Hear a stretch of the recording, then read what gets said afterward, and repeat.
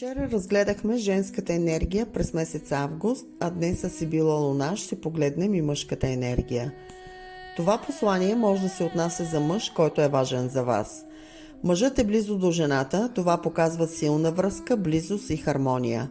От другата му страна е горския път, напомняне да внимава с хората около него и с кого споделя личните си неща. Змията и лисицата показват женски фигури с скрити намерения, които могат да внесат напрежение.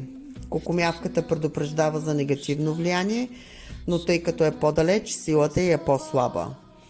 Подковата обаче носи късмет, защита и благоденствие. Селската хармония, детето, щъркелът и букетът носят спокойствие, радост, нов етап в живота и щастливи мигове. Ако искаш лично гадание с Сибила Луна или своя колода, пиши ми на лично съобщение.